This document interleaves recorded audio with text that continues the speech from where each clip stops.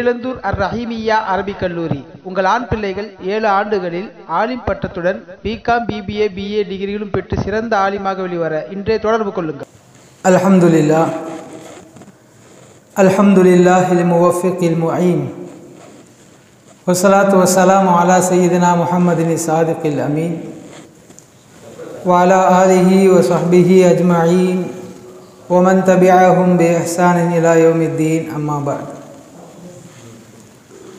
فقد قال الله تعالى في محكم تنزيله وفرقانه المجيد فأعوذ بالله من الشيطان الرجيم بسم الله الرحمن الرحيم يا أيها الذين آمنوا كتب عليكم الصيام كما كتب على الذين من قبلكم لعلكم تتقون. قال نبينا محمد صلى الله عليه وسلم الصيام جنة أو كما قال النبي سيد البشر صلى الله عليه وسلم. صدق الله مولانا العظيم وصدق رسوله النبي الكريم ونحن على ذلك من الشاهدين والشاكرين والحمد لله رب العالمين.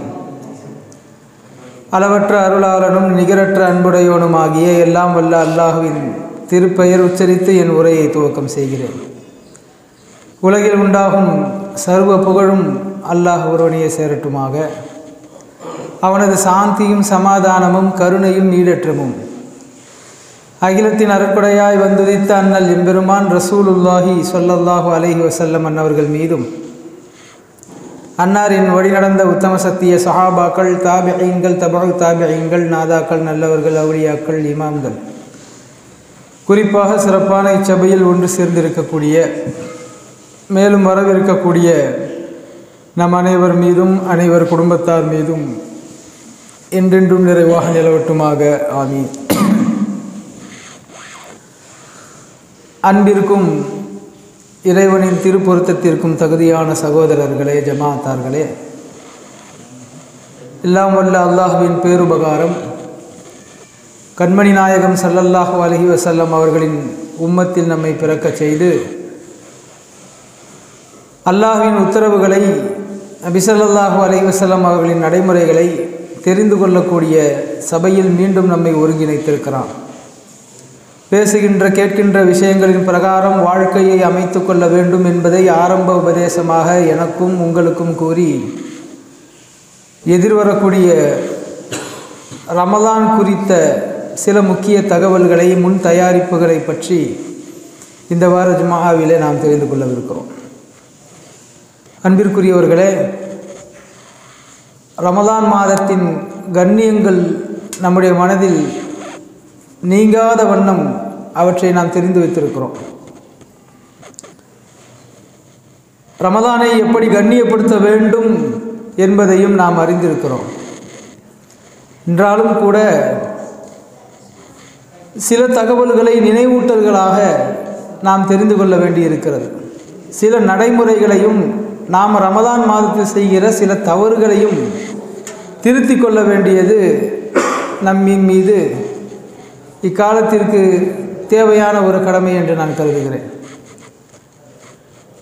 3 முன் தயாரிப்புகளை நாம் செய்ய வேண்டும். ரமலான் மாதம் வந்ததற்கு பிறகு நாம் செய்ய வேண்டிய நற்காரியங்கள், அதன் சிறப்புகள் குறித்தெல்லாம் இன்ஷா அல்லாஹ் அடுத்த வார ஜுமா பயானில் பேசப்படும். ரமலானிற்கு முன்பாகவே நாம் செய்ய வேண்டிய முன் தயாரிப்புகள் 3 வகையில் இருக்கிறது. முதலாவது, ரமலான் மாதத்தில் நாம் நமக்காக செய்ய வேண்டிய வணக்க வழிபாடுகளை குறித்து தெரிந்து கொள்வது.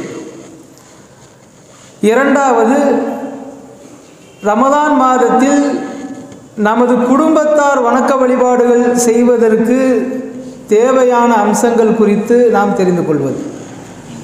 மூன்றாவது, முஸ்லிம் சமூகம் ரமலான் மாதத்தில் தனது வணக்க வழிபாடுகளை செம்மையாக செய்வது குறித்த நமது பங்கை நாம் அறிந்து கொள்வது. இந்த 3ம் ரமலானிற்கு முன்பாக நம்மால் திட்டமிடப்பட வேண்டும். ரசூலுல்லாஹி ஸல்லல்லாஹு அலைஹி வஸல்லம் அன்னவர்கள் ரமலான் வருவதற்கு 2 மாதங்களுக்கு முன்பிருந்தே நமக்கு கற்றுத்தந்த துஆ, நாம் ரஜபின் துவக்கத்தில் இருந்து தற்போது வரை ஓதி வரக்கூடிய துஆ, அல்லாஹும்ம பாரிக் லனா ஃபீ ரஜப வ ஷஅபான் வ பல்லிக்னா ரமலான். அல்லாஹ்வே, ரஜபு மற்றும் ஷஅபான் மாதத்தில் எங்களுக்கு பரக்கத் செய்து ரமலானில் எங்களை நுழைவிப்பாயாக அப்படிங்கிற துஆவை பெருமானார் ஸல்லல்லாஹு அலைஹி வஸல்லம் அவர்கள் கற்றுத்தந்தது ரமலானின் வருகை குறித்து நாம் அன்றாடம் 5 முறையாவது நினைத்து பார்க்க வேண்டும் என்பதற்காகத்தான். அப்படி என்றால் ரமலானின் முன் தயாரிப்பு என்பது 2 மாதங்களுக்கு முன்பிருந்தே துவங்கப்பட வேண்டும் என்பது நபி ஸல்லல்லாஹு அலைஹி வஸல்லம் நமக்கு கற்றுத்தருகிற வழி. நபி தோழர்களுடைய வரலாற்றை பார்த்தால் அவர்கள் இன்னும் ஒரு படி மேலாக ரமலான் வருவதற்கு 5-6 மாதங்களுக்கு முன்பிருந்தே ரமலானுக்கான ஏற்பாட்டை செய்ய ஆரம்பித்து விடுவார்கள் என்று அவர்களின் வரலாறுகள் நமக்கு கூறுகின்றன. அல்லாஹ் தஆலா அடுத்த ரமலானில் அமல் செய்ய போபவர்களுக்கான சொர்க்கத்தை முந்தைய ரமலான் முடிந்து அடுத்த நாளில் இருந்தே தொடங்கி விடுகிறான் என்று நபிமொழிகள் வருகின்றன. போன வருஷம் ஈது கொண்டாடணும், ஈது கொண்டாடின மறுநாள்ல இருந்தே அல்லாஹ் சொர்க்கத்தை சுத்தம் செய்ய வைக்கிறானா? யாருக்கு? அடுத்த ஆண்டு ரமலானை கண்ணியப்படுத்த போகிறவர்களுக்கு. ஏன் 1 வருஷம் தேவைப்படுமா சுத்தம் பண்றதுக்கு? அவ்வளோ பெரிய இடமா? அல்லாஹ் நினைத்தால் ஒரு நாளில் 1 மணி நேரத்தில் 1 நிமிடத்தில் செய்ய முடியாதா? தான் படைக்கின்ற எல்லாவற்றிலும் அல்லாஹ் குன் என்று சொல்வான், ஆகுக என்று சொல்வான், அது ஆகிவிடும் அப்படிங்கிறது திருக்குர்ஆன். அல்லாஹ்விற்கு ஒரு வேலையை செய்வதற்கு கால நிர்ணயம், கால அளவு என்பது தேவைப்படாது. ஆனாலும் அல்லாஹ் நிதானமாகத்தான் எல்லாவற்றையும் செய்து காட்டுகிறான், மனிதன் படித்துக் கொள்வதற்காக, படிப்பினை பெறுவதற்காக. அவன் ஆகு என்றால் ஆகிவிடும் அனைத்து காரியங்களும் என்றாலும் அல்லாஹ் சில காரியங்களில் நிதானத்தை கடைபிடிக்கிறான், கால நிர்ணயத்தை கற்றுத்தருகிறான். முந்தைய ஆண்டின் துவக்கத்தில் இருந்தே ரமலானுக்காக சொர்க்கம் சுத்தம் செய்யப்படுகிறது என்றால் அதன் மகத்துவத்தை மனிதன் புரிந்து கொள்ள வேண்டும் என்பதற்காகத்தானே ஒழிய அல்லாஹ்விற்கு அவ்வளவு காலம் தேவைப்படும் என்று அல்ல. அவ்வளவு மகத்துவமானது இந்த ரமலான் மாதம். எனவே ரமலானின் முன் தயாரிப்பு குறித்து நாம் 1 வாரத்திற்கு முன்பாக யோசிக்கிறோம். சஹாபாக்கள் 6-7 மாதங்களுக்கு முன்பிருந்தே யோசிப்பார்கள். பெருமானார் 2 மாதத்திற்கு முன்பிருந்தாவது அதை யோசிங்கள் என்று துஆ கற்றுத் தருகிறார்கள். எனவே ரமலானின் முன் தயாரிப்பு நாம் இப்பொழுது அறிந்து கொள்ள வேண்டிய பிரதானமான தகவல்களில் இடம்பெறுகிறது. சரி, முன் தயாரிப்புன்னா என்ன செய்யறது? சஹாபாக்கள் என்ன செஞ்சிருப்பாங்க? 6-7 மாதத்துக்கு முன்னாடியே முன் தயாரிப்பு செய்கிறாங்கன்னா என்ன செஞ்சிருப்பாங்க? அதில் தான் திட்டமிடல் இருக்கிறது. ரமலான் மாதத்தில் வெளியூர் பிரயாணங்களை நபித்தோழர்கள் திட்டமிட்டு கொள்ள மாட்டார்கள். ஒன்று ரமலானுக்கு முன்பே இந்த வெளியூர் பிரயாணங்களை எல்லாம் முடித்துருவாங்க, அல்லது ரமலான் முடிந்ததற்கு பிறகு பயணங்களை தள்ளி வைப்பார்கள். நாமும் அதை செய்ய வேண்டும். அனாவசியமான பயணங்கள் அல்லது முன்பின் ஆக்கிக்கொள்ள முடியும்படியான பயணங்களை ரமலானில் நாம் வைத்துக் கொள்ளக்கூடாது. திடீரென்று ஒரு மவுத் ஏற்படுகிறது, பயணிக்கிறோம் என்றால் அது விதிவிலக்கு. வேறு ஏதேனும் அவசரம் பயணிக்கிறோம் என்றால் அது விதிவிலக்கு. தேவையில்லாத அல்லது தேவை குறைந்த பயணங்களை ரமலான் மாதத்தில் நாம் வைத்துக் கொள்ளக்கூடாது. துணிமணிகள் வாங்குகிற அல்லது உணவுப் பொருட்கள் வாங்குகிற வேலையை கூட ரமலானில் நாம் வைத்துக் கொள்ளக்கூடாது. அன்றாடம் நாம் வாங்க வேண்டிய காய்கறிகளை தவிர்த்து முன்பே ஏற்பாடு செய்து கொள்ள முடியும் என்றால் அந்த காரியங்களை எல்லாம் முன்பே ஏற்பாடு செய்து ரமலானில் நமது நேர காலங்களை இயன்ற அளவிற்கு வணக்க வழிபாடுகளில் செலவு செய்வதற்காக வேண்டி பாதுகாத்து வைத்துக் கொள்ள வேண்டும். இந்த 2 தான் ரொம்ப முக்கியமானது. ரமலானின் முன் தயாரிப்புகளில் ரொம்ப முக்கியமானது என்றால் இதுதான். இதை கடந்து ஒரு 3 காரியங்களை நாம் தெரிந்து கொள்ள வேண்டும். அதைத்தான் நான் ஆரம்பத்திலேயே குறிப்பிட்டேன். முதலாவது, நமது சுய வணக்க வழிபாடுகளின் முன்னேற்றம் குறித்து நாம் அறிந்து கொள்ள வேண்டும். சென்ற ரமலானில் எப்படி நாம் அமல் செய்திருக்கிறோம், சென்ற ரமலானுக்கு பிறகு நம்முடைய இல்மு எப்படி அதிகரித்திருக்கிறது, நமது வணக்க வழிபாடுகளில் எப்படி சுவை அதிகரித்திருக்கிறது, வருகின்ற ரமலானில் நமது இல்மை அமலை உயர்த்தி கொள்வதற்கான வழிமுறைகள் என்ன என்பது குறித்து நாம் அதிகம் யோசிக்க வேண்டும். போன வருடம் நோன்பு வைத்தோம். எல்லா நோன்புகளும் வைத்திருந்தால் அல்ஹம்துலில்லாஹ். இந்த ஆண்டும் அதே போல எல்லா நோன்புகளையும் நோற்பேன் என்கிற உறுதி நமக்கு வேண்டும். அல்லது சென்ற ஆண்டில் ஏதேனும் நோயின் காரணமாகவோ பயணத்தின் காரணமாகவோ சில நோன்புகளை விட்டிருந்தால் சென்ற ஆண்டின் எண்ணிக்கையை விட இந்த ஆண்டு நான் எண்ணிக்கையை அதிகப்படுத்துவேன், பரிபூர்ணப்படுத்துவேன் என்று அமல்களின் மீது ஆர்வம் கொள்ள வேண்டும்.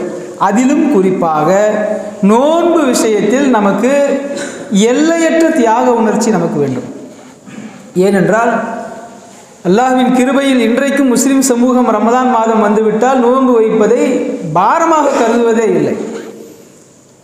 ஐவேளை தொழுகை இல்லாத முஸ்லிம்கள் கூட ரமதான் மாதத்தில் நோன்பு நோற்பதை பாரமாகவோ சுமையாகவோ கருதுவதில்லை. மற்ற நாட்களில் நாம் செய்கிற வேலை பளு காரணமாகவோ அலைச்சலின் காரணமாகவோ 9 மணிக்கு சாப்பிட வேண்டிய காலை உணவை 1 மணி நேரம் தாமதப்படுத்தினாலே தாங்க முடியாத நிலையில் இருந்தாலும் ரமதான் மாதத்தில் எவ்வளவு வேலை பளு இருந்தாலும் சுமை இருந்தாலும் மாலை வரை உண்ணாமல் நோன்பை சுலபமாக இன்பமுகத்தோடு ஏற்று வைப்பவர்கள் தான் நம்மில் அதிகம். என்றாலும் சிலர் சின்ன சின்ன காரியங்களுக்காக நோன்பை விட்டு விடுவதை நாம் பார்க்கவும் முடிகிறது. அல்லது நோன்பு வைத்துக்கொண்டே வேலை செய்ய முடியும் என்றாலும், நோன்பு வைத்துக்கொண்டே நோய்களை சமாளிக்க முடியும் என்றாலும் வெகு சிலர் நோன்பை கொஞ்சம் பாரமாக கருதி விட்டு விடுகிறார்கள். மருத்துவரின் சரியான ஆலோசனை நோன்பை விட வேண்டும் என்றிருந்தால் நோன்பை விடுவதற்கு ஷரியத்தில் அனுமதி இருக்கிறது. அதை வாய்ப்பிருந்தால் பின்னால் வைத்துக் கொள்ளலாம். அல்லது தொடர்படியான நோய், அதிகபட்ச சுகர் போன்ற தொடர்படியான நோய் இருந்து டாக்டர் அறவே நோன்பு வைக்கக்கூடாது என்று சொல்லியிருக்கிற பட்சத்தில் ஒவ்வொரு நோன்பிற்கும் பகரமாக அவர் உணவை கொடுத்து விட வேண்டும், இத்தனை பேருக்கு இவ்வளவு கொடுக்க வேண்டும் என்பதெல்லாம் ஷரியத்தில் சொல்லப்பட்டிருக்கிறது. அப்படி தீராத நோயுடையவர்களை தவிர சிறு சிறு நோய்கள் வருபவர்கள், உடலில் சிறு சிறு சோர்வுகள் வருபவர்கள் நோன்பை விடுவதை பற்றி சிந்திக்கக்கூடாது. திருக்குர்ஆனிலே அல்லாஹ் தஆலா நோன்பை கடமையாக்கி இருப்பதை நமக்கு சொல்லுகிறான். குத்திப அலைக்கும் ஸியாம், நோன்பு உங்களின் மீது கடமையாக்கப்பட்டிருக்கிறது. லஅல்லக்கும் தத்தகூன், அது உங்களின் இறையச்சத்தை அதிகரிப்பதற்காக கடமையாக்கப்பட்டிருக்கிறது என்று அல்லாஹ் சொல்லுகிறான். நோன்பு இறையச்சத்தை அதிகரிக்கிறது, இது இறைவனின் வாக்கு. நோன்பு ஆரோக்கியத்தை அதிகரிக்கிறது, இது நபி ஸல்லல்லாஹு அலைஹி வஸல்லம் அவர்களின் வாக்கு. இது இன்றைக்கு மருத்துவ ரீதியிலும் விஞ்ஞான பூர்வமாகவும் நிரூபிக்கப்பட்ட உண்மை. வருடத்திற்கு 28 நாட்களாவது ஆய்வு சொல்லுகிற கணக்கின்படி, நமது ஷரியத் சொல்கிற கணக்கின்படி 29 அல்லது 30 நோன்புகள் வைக்கிறோம். 28 நாளைக்கு ஒரு முறையாவது நான் நமது வயிற்றை முழுமையாக காய விட வேண்டும் என்று மருத்துவம் சொல்லுகிறது. அப்படி விடுகிற போது உடலின் உறுப்புகளின் இயக்கம் அதிகமாகும், நோய்கள் குறையும், மருத்துவம் சொல்லுகிற உண்மை. இன்னொன்று, சிவப்பு அணுக்கள் அதிகமாகும். நமக்கு தெரியும், இரத்தத்தில் சிவப்பு அணுக்கள் இருக்கின்றன, வெள்ளை அணுக்கள் இருக்கின்றன. இதில் சிவப்பு அணுக்கள் மனிதனின் பலத்தை காட்டக்கூடியவை. சிவப்பு அணுக்கள் குறையக்கூடாது. குறைந்தால் நோய் எதிர்ப்பு சக்தி குறையும், நோய்கள் வருவதற்கான வாய்ப்புகள் அதிகம். மனிதனின் உடல் இயக்கத்திற்கு தேவையான சிவப்பு அணுக்களை அதிகரிக்கிற ஆற்றலை அல்லாஹ் நோன்புக்கு கொடுத்திருக்கிறார். இது இரண்டாவது பலன். முதல் பலன் அல்லாஹ்வின் நெருக்கம் அதிகரிக்கும், இறையச்சம் அதிகரிக்கும். இரண்டாவது, உடல் இயக்கம் அதிகரிக்கும், ஆரோக்கியம் அதிகரிக்கும். மூன்றாவது, பெரும் பாவங்களிலிருந்து அது உங்களை காப்பாற்றும் என்று பெருமானார் ஸல்லல்லாஹு அலைஹி வஸல்லம் சொல்கிறார். அஸ்ஸியாமு ஜுன்னத்துன், நோன்பு கேடயம் என்கிறார்கள் ரசூலுல்லாஹி ஸல்லல்லாஹு அலைஹி வஸல்லம். பெரும் பாவங்களில் மனிதன் ஈடுபடாமல் அவனுடைய உடல் இயக்கத்தை கட்டுப்படுத்துகிற ஆற்றல் நோன்புக்கு இருக்கிறது.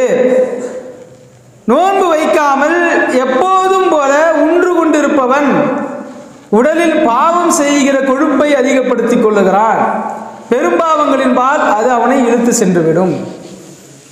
மனோ இச்சையை கட்டுப்படுத்துவதற்கு பல வழிகள் இருக்கின்றன. அதில் பிரதான வழி என்னவென்றால் நோன்பு வைப்பது.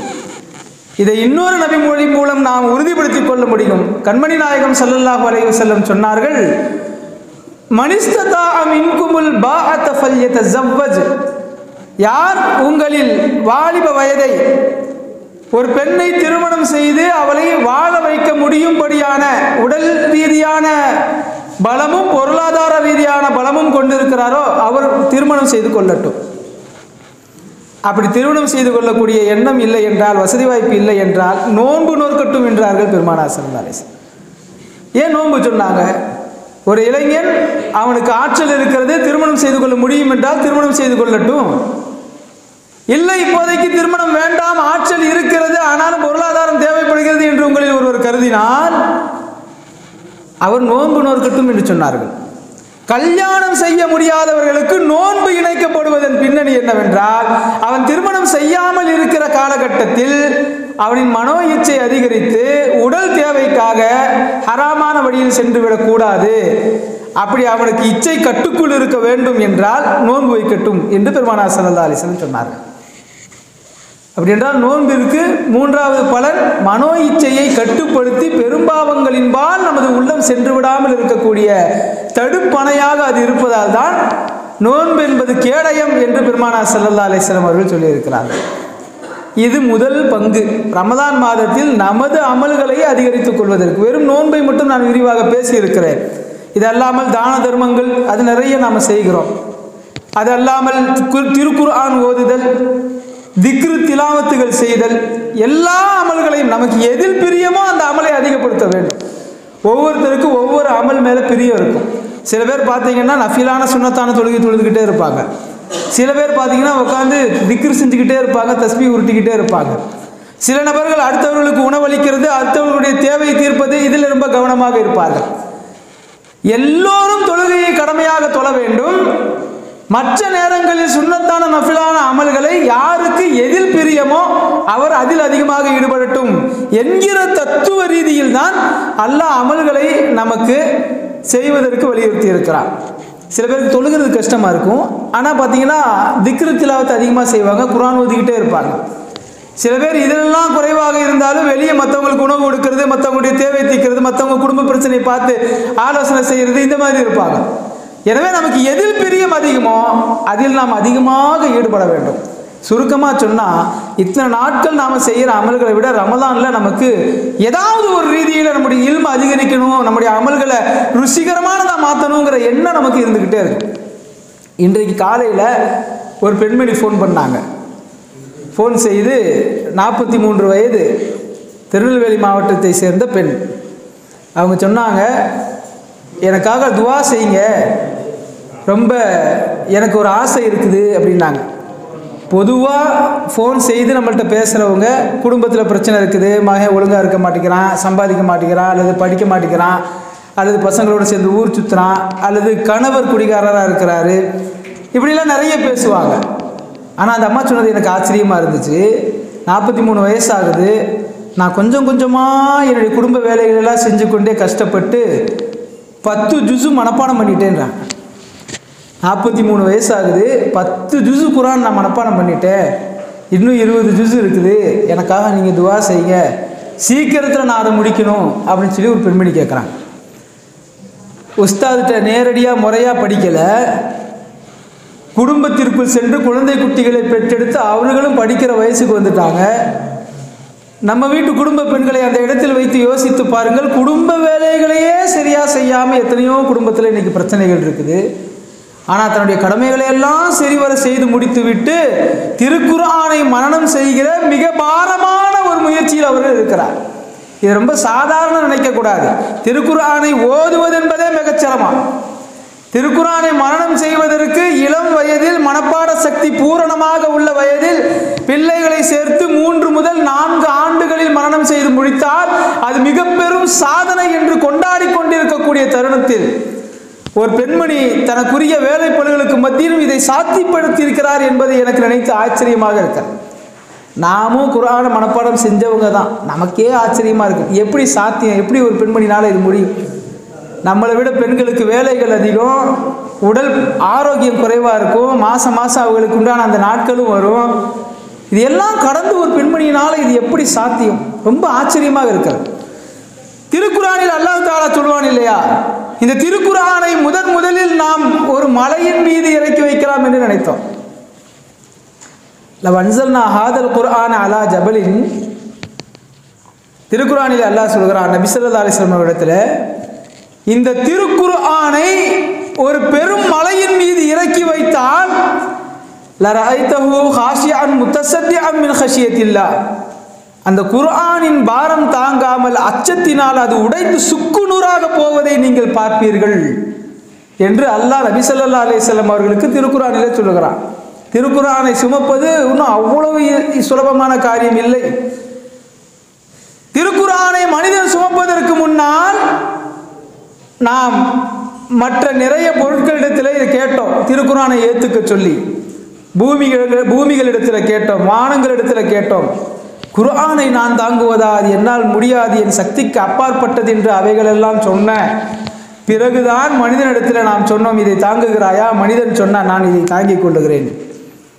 திருக்குர்ஆனை தாங்குவது என்பது அவ்வளவு பாரதூரமான ஒரு காரியம். அந்த பெண்மணி கேட்கிற போது மனதார அவர்களுக்காக நாம் துவா செய்தோம். நிச்சயமா நீங்கள் முடிக்கிற தருணத்தில் சொல்லுங்கள் என்று நான் அவர்களிடத்தில் சொல்லியிருக்கிறேன். அந்த ஆர்வம் நமக்கும் வர வேண்டும். ஏதாவது ஒரு வகையில் நம்முடைய குர்ஆன் உடனான தொடர்பை நாம் அதிகரித்துக் கொள்வதிலே கவனம் காட்ட வேண்டும். இது நம்முடைய அமல்கள் ரீதியாக. இரண்டாவது, இந்த ரமதானின் முன் தயாரிப்பு.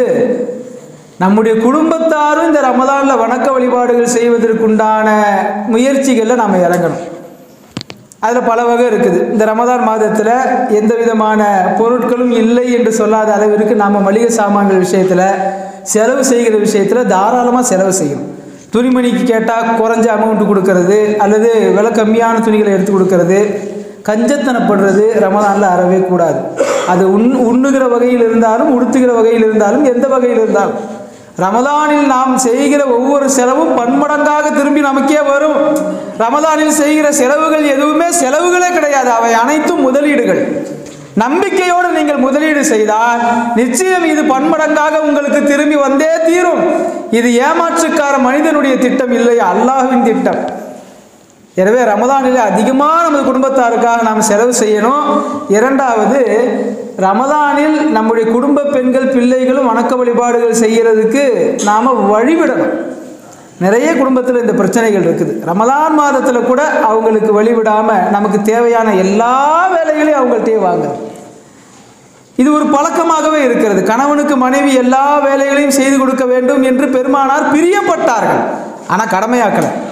அதை ஞாபகம் வைத்துக் கொள்ள வேண்டும். இப்போ நம்முடைய சமுதாயத்தின் சரியான போக்கு என்னவென்றால், மனைவி கணவனுக்கு எல்லா வேலைகளையும் செய்து கொடுக்க வேண்டும், உண்மைதான். ஆனால் அது கடமை இல்லை என்பதை யோசித்து பார்க்கணும். பல குடும்பங்களில் ஆண்கள் காலையில் ப்ரஷ்ஷில் பேஸ்ட்டு வச்சு தர்றது கொண்டு பெண்கள்கிட்ட வேலை வாங்குறாங்க. அதை அவங்க பிரியப்பட்டு செஞ்சாங்கன்னா மகிழ்ச்சி தான், அது சிறந்த குடும்பம். ஆனால் அதை கட்டாயமாக நாம் எதிர்பார்க்கக்கூடாது. அதில் இந்த ரமலான் மாதத்தில் நமக்கு அவங்க செய்கிற வேலைகளை முடிஞ்ச வரைக்கும் நாம் குறைச்சிக்கணும். நம்ம வேலைகளை நாமளே செய்யணும். நிறைய குடும்பங்களில் சாப்பிட்றதுக்கு முன்னாடி ஒரு மாத்திரை, சாப்பிட்டதுக்கு பின்னாடி ஒரு டஜன் மாத்திரையை கொடுக்கறதுலேருந்து எல்லா வேலைகளும் பெண்கள் தான் செய்கிறாங்க. ஆண்களை பொறுத்த வரைக்கும் பெரிதாக நம்ம கவனம் வச்சுக்கிறவே மாட்டோம். நம்முடைய கவனம் சம்பாத்தியத்தில் இருக்கும், எப்படி குடும்பத்தை ரன் பண்ணணுங்கிறதுல இருக்கும், கடன்களை எப்படி அடைக்கணுங்கிறதுல இருக்கும். இது ஆண்களுக்கான பெரிய சிந்தனை. குடும்பத்திற்குள் இருக்கக்கூடிய சின்ன சின்ன வேலைகளில் இயல்பாகவே நமக்கு கவனம் போகாது. அதை இந்த ரமதான் மாதத்தில் நம்ம சுருக்கிக்கிறணும். நம்முடைய தேவைகளை சுருக்கி, நீங்கள் அதிகமாக தொழுகிறதுக்கு, குர்ஆன் ஓதுறதுக்கு நேரம் எடுத்துக்கங்க அப்படின்னு சொல்லி நம்முடைய குடும்பத்தார்கிட்ட சொல்லணும். இன்னும் கொஞ்சம் விரிவாக இதை பேசுகிறதா இருந்தால், ஒரு குடும்பத்தில் நடந்த பிரச்சனையே அந்த ரமதான் மாதத்தில் நம்ம தேவைப்பட்ட நோன்பு திறக்கிற போது இந்த பலகாரங்களை வெளியே வாங்கிக்கலாம்.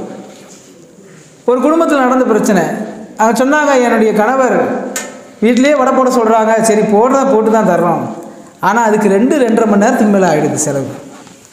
நோன்பு கஞ்சி வாங்கிட்டு போவோம்ல மதியானம், அப்போ ஆரம்பிக்கும் அந்த வடை போடுற வேலை. அந்த அம்மா சொல்கிறாங்க, எனக்கு இந்த ரமதானில் அதிகமாக குர்ஆன் ஓதணும், திக்ர் செய்யணும், குறிப்பாக அந்த இஃப்தாருடைய நேரத்தில் அல்லாஹ்ட்ட இருகரமேந்தி அஞ்சு அழுது நான் துவா கேட்கணும்னு ஆசைப்பட்றேன்.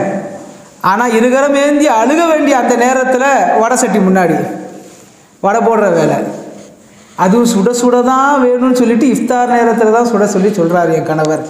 என் குடும்பத்துக்காக நான் செஞ்சு கொடுக்கணும்னு எனக்கு ஆசை இருந்தாலும் கூட அந்த நேரத்தில் துவாவே கேட்க முடியாமல் போயிடுது. என் மேலே பாவமானு அவங்க கேட்குறாங்க, உன் மேலே குற்றமா? நான் சொன்னேன், உங்கள் மேலே குற்றம் இல்லை. ஏன்னா உங்களுக்கு எப்படியும் நன்மை. பெண்களை பொறுத்த வரைக்கும் இபாதத்து செஞ்சால் நன்மை, இபாதத்து செய்யலை, புருஷனை கவனிச்சுக்கிறாங்க, பிள்ளைங்களை செஞ்சுக்கிறாங்க, அப்பயும் அவங்களுக்கு நன்மை. ஆண்களுக்கு அப்படி கிடையாது, இபாதத்து செஞ்சே ஆகணும். உங்களுக்கு எப்படி பார்த்தாலும் கூலி கிடைச்சிருது, ஆனால் உங்களை இபாதத் செய்ய விடாமல் அந்த நேரத்தில் வேலை வாங்குறாரு, அவருக்கு தான் உபதேசம் பண்ணணும்னு நான் சொன்னேன். அதனால் நம்ம குடும்பத்தில் வாய்ப்பு இருந்தால் உங்களுக்கு ஒரு ஆலோசனையாகவே நான் சொல்கிறேன், ரமதான் மாதத்தில் வீட்டில் வடையே சுடாதீங்க, கடைகளில் வாங்கிக்கோங்க, அதுதான் பெஸ்ட்டு. கொஞ்சம் காசு செலவு அதிகமாகுமா, கொஞ்சம் ஹைஜீனிக் கம்மியாக இருக்குமா. நமக்கு தெரிந்த வீடுகளில் வடை சுடுகிற எத்தனையோ பெண்கள் இருக்கிறாங்க, முஸ்லீம் பெண்கள் கூட இருக்கிறாங்க.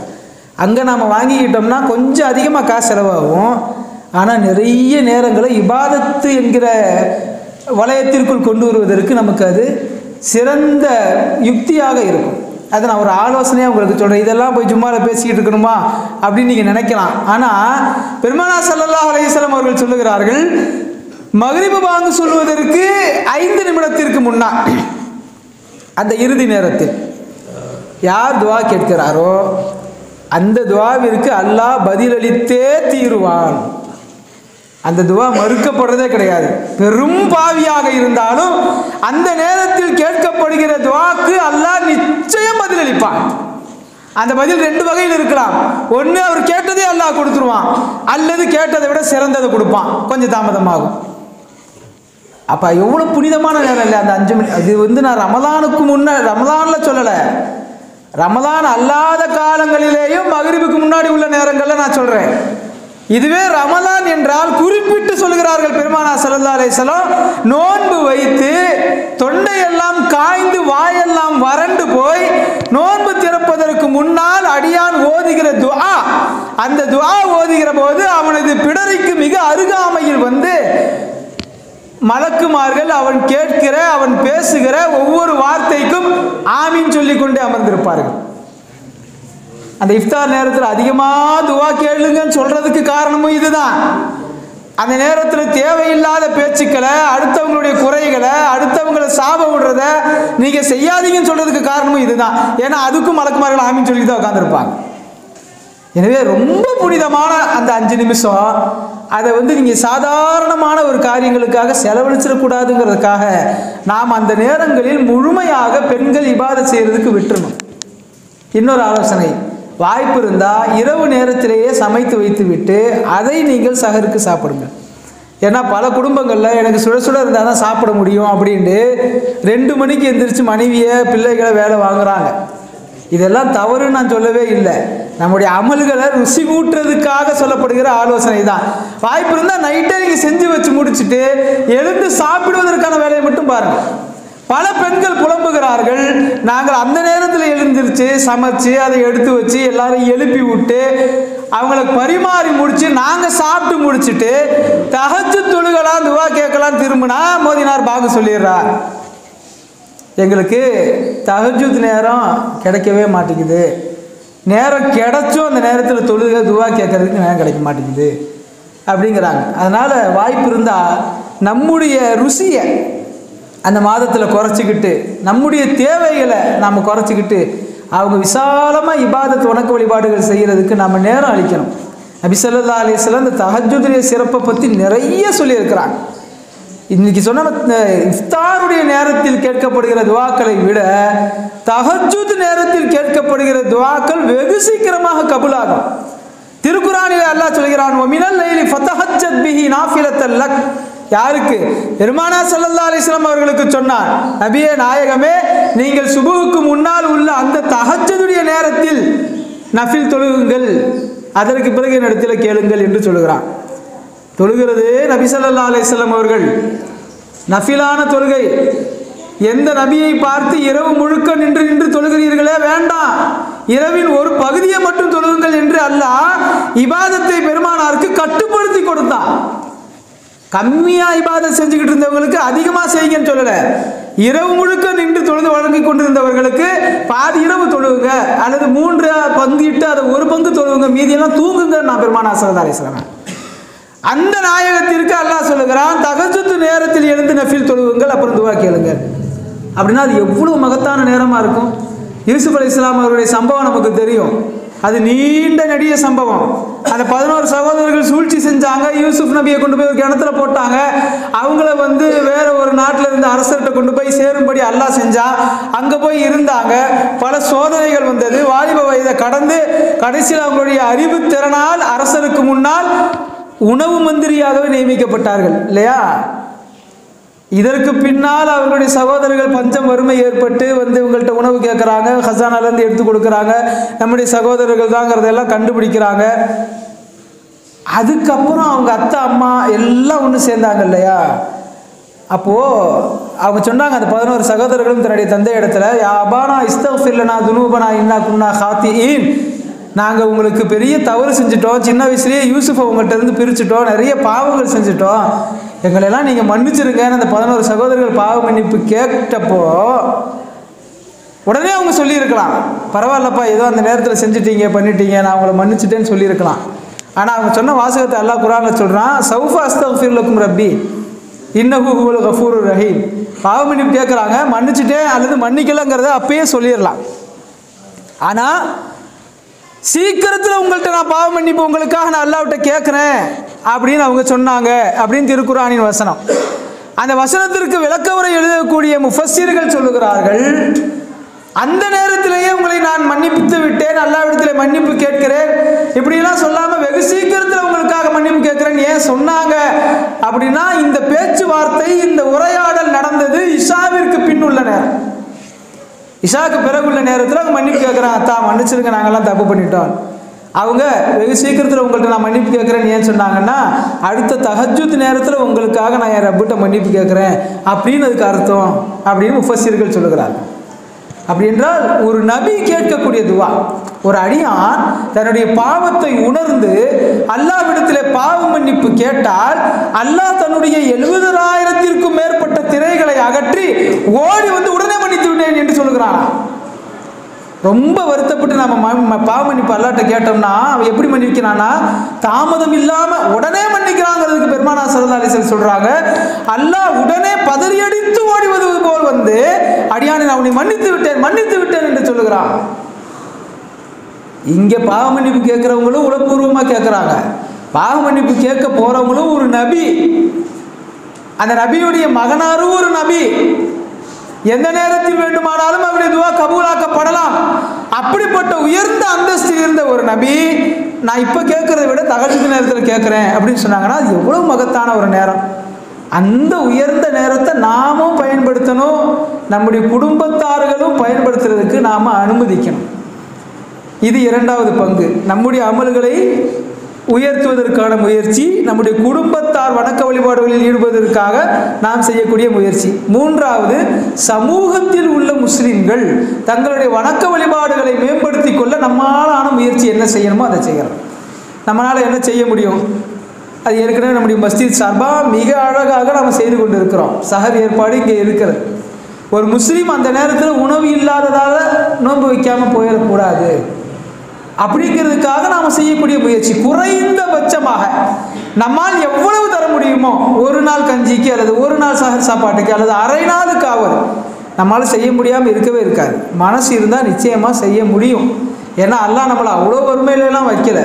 மாதம் மாதம் செய்யக்கூடிய ரீசார்ஜுகளும் கேபிளுக்கு கட்டக்கூடிய பணங்களும் அது ஒன்றும் ரொம்ப சின்னதெல்லாம் கிடையாது. நண்பர்களோடு சேர்ந்து ஒரு டீ குடிக்கன்னு கடைக்கு போனோம்னா 200 ரூபாயாவது செலவாகுதா இல்லையா? வருடத்திற்கு ஒரு முறை நாம் செய்யக்கூடிய இந்த கஞ்சிக்கும் சஹருக்கும் செய்யக்கூடிய சதக்காக்களை மிக விசாலமாக வழங்கணும். நம்ம நாட்டில் அதனுடைய அருமை தெரியாமல் இருக்குது. 2-3 ஆண்டுகளுக்கு முன்னால் காபத்துல்லாவில் வைத்து காபத்துல்லாவின் இமாம் ரமதான் மசாயில் அரங்கம் நடத்திய போது இந்த சோமாலியா நாட்டை சார்ந்த ஒரு சகோதரர் அந்த சபையில் அமர்ந்திருக்கிறார். அவர் எழுந்து கேட்டார், ரமதான் குறித்த மசாயில் அரங்கம். நமக்கு நிறைய சந்தேகங்கள் எல்லாம் இருக்கும். நோன்பு வச்சுக்கிட்டு ஊசி போடலாமா, நோன்பு வச்சுக்கிட்டு சுருமா போடலாமா, தைலம் போடலாமான்லாம் நிறைய சந்தேகம் நமக்கு வரும் இல்லையா? அந்த மாதிரி ஒவ்வொருத்தரும் ஒவ்வொரு சந்தேகம் கேட்குறாங்க. இமாம் பதில் சொல்லிக்கிட்டு இருக்கிறாரு. அதில் சோமாலியா நாட்டை சார்ந்த ஒரு சகோதரர் எழுந்து கேட்டார், சஹர் செய்யாமல் நோன்பு வைத்தால் கூடுமான்னு கேட்டார். ஆச்சரியப்பட்டு, சஹர் செய்யாமல் நோன்பா, அவ்வளோக்கு என்ன கஷ்டம், என்ன நீ யாருன்னு கேட்கும்போது அவர் சொன்னார், எங்கள் சோமாலியா நாட்டில் எந்த அளவிற்கு பஞ்சம் இருக்கிறது உணவுக்கே என்றால் நாங்கள்லாம் 2-3 நாளைக்கு ஒரு தடவை தான் சஹர் செய்வோம். இஃப்தார் செய்வதற்கு எங்களுக்கு என்ன கிடைக்குமோ அதுதான் எங்களின் அடுத்த நோன்புக்கான சஹரும். இஃப்தார் செய்யும்போது கிடைக்கக்கூடிய அந்த பழங்களை நாம் சாப்பிட்டு முடிச்சுட்டா சஹருக்கு எங்களுக்கு எதுவும் கிடைக்காது பெருசாக. இஃப்தாருக்கு எங்களுக்கு என்ன கிடைக்குமோ அதில் கொஞ்சமாக சாப்பிட்டுக்கிட்டு அதையே நாங்கள் சஹருக்கு வச்சு சாப்பிட்ற நோன்புகளும் உண்டு. சில நேரங்களில் அதுவுமே இல்லாமல் தொடர்படியான நோன்பு வைப்பதும் உண்டு. ஷரியத்தில் தொடர்படியான நோன்பு ரசூல் ஸல்லல்லாஹு அலைஹி வஸல்லம் வச்சிருக்கிறாங்க. ஒரு நாள் சஹர் செய்வாங்க, ஒரு நோன்பு முடியும், இஃப்தார்ன்ற பேருக்காக ஏதாவது சாப்பிடுவாங்க, அதை அப்படியே கண்டினியூ பண்ணுவாங்க. இன்னமும் சில நேரங்களில் இஃப்தாரும் செய்யாமல் தொடர்படியான நோன்பு இருந்ததாகவும் வரலாறுகள் உண்டு. ஆனால் நமக்கு அது அனுமதி இல்லைங்க. எவ்வளவு வசதி இருந்தாலும் எவ்வளவு உடலில் தாக்கத்து இருந்தாலும் இஃப்தார் செஞ்சு ஆகணும். அது நமக்கு கொடுக்கப்பட்டிருக்கக்கூடிய சலுகை ஷரியத் சட்டம். அவர் கேட்ட உடனே அந்த காபத்துல்லாவுடைய இமாம் கண்ணீர் விட்டு அழுது அந்த காட்சிகள் அன்றைக்கு இணையதளத்தில் ரொம்ப வைரலாக போச்சு. எல்லா நாடுகளிலிருந்தும் கண்ணீர் வடித்தார்கள். நமக்கெல்லாம் வறுமையுடைய இந்த பசியினுடைய கொடுமையெல்லாம் ஒரு 40-50 ஆண்டுகளுக்கு முன்னாலேயே போயிடுச்சு.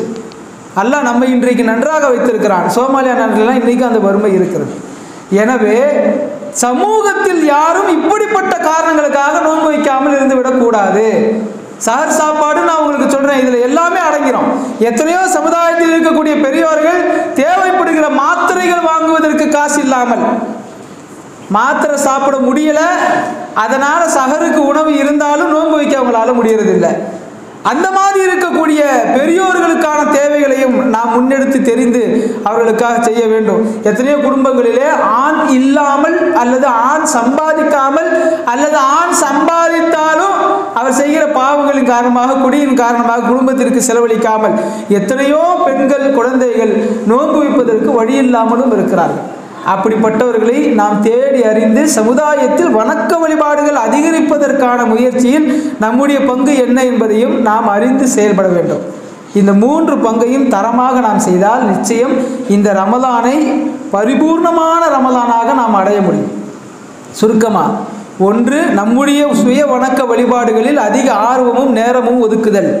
2வது, நமது குடும்பத்தார் வணக்க வழிபாடுகளில் அதிகமாக ஈடுபடுவதற்கு நம்மாலான ஒத்தாசைகளை அவர்களுக்கு செய்தல். 3வது, சமூகத்தில் அனைவரும் வணக்க வழிபாடுகளில் நிறைந்து விளங்குவதற்கு நம்மாலான முயற்சிகளை செய்தல். இந்த 3ஐயும் செய்தால் நபி ஸல்லல்லாஹு அலைஹி வஸல்லம் சொல்லுகிறார்கள், நாளைக்கு மஹ்ஷரில் மனிதன் தன்னுடைய அமல்களுக்கான கணக்கு வழக்கை அல்லாஹ்விடத்தில் ஒப்படைத்து கொண்டிருக்கும் போது மனிதனின் உடல் உறுப்புகள் அவனுக்கு சாட்சி சொல்லும். யௌம தஷ்ஹது அலைஹிம் அல்சினத்துஹும் வ ஐதீஹிம் வ அர்ஜுலுஹும் பிமா கான யஅமலூன், சூரா யாசீனில் வரக்கூடிய ஆயத்து. மனிதன் அவன் விலங்கிடப்படுவான், பேச முடியாதபடி இருப்பான், அவனுடைய உடல் உறுப்புகள் எல்லாம் பேசும் அப்படின்னு குர்ஆனில் வருது. என் கை பேசும் என்னென்ன பாவம் செஞ்சிச்சு, என் கால் பேசும் என்னென்ன பாவம் செஞ்சிச்சுன்னு. இது ஒன்று. இன்னொன்று, மனிதன் ஓதிய திருக்குர்ஆன்களுக்கு உருவம் கொடுக்கப்பட்டு அவை சாட்சி சொல்லும். என்னை இவர் கண்ணியப்படுத்தின மனுஷன், இவரை நீ நோவினை பண்ணக்கூடாதுன்னு குர்ஆன் பேசும். இப்படிலாம் வருது. சில உறுப்புகள் சில அமல்கள் உருவம் கொடுக்கப்பட்டு சாட்சி சொல்லும். அந்த வகையில் ரமலான் மாதத்திற்கும் ஒரு உருவம் கொடுக்கப்படும். ரமலான் மாதம் சாட்சி சொல்லும், இவர் என்னை கண்ணியப்படுத்தியவர், அல்லாஹ்வே இவரை வேதனையில் ஆக்கி விடாதே, இவருக்கு உயர்ந்த சொர்க்கத்தை கொடுன்னு ரமலான் பேசும். இன்னொரு நபி மொழியில் ரசூல் ஸல்லல்லாஹு அலைஹி வஸல்லம் சொல்லுகிறார்கள், யார் ரமலானின் கண்ணியத்தை சீர்குலைத்து நடக்கிறாரோ அந்த முஸ்லீமுக்கு எதிராக ரமலான் வழக்கு தொடுக்கும் அல்லாஹ்விடத்தில். அந்த ரமலானுக்காக நான் நின்று வாதாடுவேன் என்று பெருமானார் ஸல்லல்லாஹு அலைஹி வஸல்லம் சொல்கிறாங்க. வழக்கு தொடுக்கிறது ரமலான். வக்கீலாக போகிறது யார்? நமக்கு எதிரான வக்கீல், சாதகமான வக்கீல் இல்லை. நபி ஸல்லல்லாஹு அலைஹி வஸல்லம் நின்று வாதாடுவேன் என்று சொல்கிறார்கள் என்றால் ரமலானின் கண்ணியத்தை நாம் உளமாற நேசித்து அதை எதிர்பார்த்திருக்க வேண்டும். எப்படி ஒரு திருமணம் முடிவான ஒரு இளைஞன் திருமணத்திற்கு இருக்கக்கூடிய எஞ்சிய நாட்கள் ஒவ்வொன்றையும் ரசித்து எதிர்பார்த்து பல ஏக்கங்களை உள்ளத்தில் கொண்டு கடப்பானோ அதுபோல ரமலானை நாம் ஏக்கத்தோடு எதிர்பார்த்திருக்க வேண்டும் என்பதற்குத்தான் பெருமானார் ஸல்லல்லாஹு அலைஹி வஸல்லம் 2 மாசத்துக்கு முன்னையிலிருந்தே துவா கேளுங்கன்னுக்கிட்டே இருந்தாங்க. அப்போ ரஜப் வந்தப்பயே நமக்கு நிக்கா முடிவான மாதிரி, ரமலான் 1ஆம் தேதி நமக்கு நிக்கா மாதிரி, ரமலானின் நாளை எதிர்பார்த்து நீங்கள் இருக்க வேண்டும் வேண்டும் என்பதற்காக கற்றுத்தரப்பட்ட துஆ நாம் தொடர்ந்து ஓதிக்கிட்டே இருக்கிறோம். அந்த ரமலானை நாம் ஆவலோடு எதிர்பார்க்கணும், ரமலானை கண்ணியப்படுத்தணும். அதே நேரத்தில் நம்ம இன்னொன்று யோசிக்கணும், எத்தனையோ பேர் இந்த துஆவை கேட்டுக்கிட்டு இருந்தாலும் சில சகோதரர்கள் மூத்தாயிட்டாங்க. அவங்களுக்கு அல்லாஹ் ரமலான் அடையக்கூடிய பாக்கியம் இல்லாமலேயே மௌத்தாகக்கூடிய விதியை ஏற்படுத்தி விட்டான். அதை நான் குறையாக சொல்லலை. ஆனால் நம்மை அல்லாஹ் தாலா ரமலானை அடைய வைக்க வேண்டும் என்று நாம் உளமாற மீதி இருக்கக்கூடிய நாட்களில் அல்லாஹ்விடத்தில் ஒவ்வொரு வக்திலும் கேட்க வேண்டும். எல்லாம் வல்ல அல்லாஹ் எதையெல்லாம் பேசினோமோ கேட்டோமோ அதன்படி வாழக்கூடிய பாக்கியத்தை நம் அனைவருக்கும் தந்து அருள் புரிவானாக. வரக்கூடிய ரமலானை சிறப்பாக வணக்க வழிபாடுகளில் ஈடுபடக்கூடியவர்களாக நம்மை ஆக்கி அருள் புரிவானாக. தேவையில்லாத நோயோ அல்லது ஆடம்பர செலவுகளோ அனாவசிய செலவுகளோ அனாவசிய பயணங்களோ தேவையில்லாத மன உளைச்சல்களோ இல்லாத ரமலானாக இந்த ரமலானை நமக்கு அல்லாஹ் ஆக்கி தந்தருள் புரிவானாக. நாளை மறுமையில் பெருமானாரும் ரமலானும் நமக்கு சாதகமாக சாட்சி சொல்லக்கூடிய ரமலானாக நமக்கு ஆக்கி தருவானாக. ஆமீன். வ ஆகிரு தஅவானா அல்ஹம்துலில்லாஹி ரப்பில் ஆலமீன்.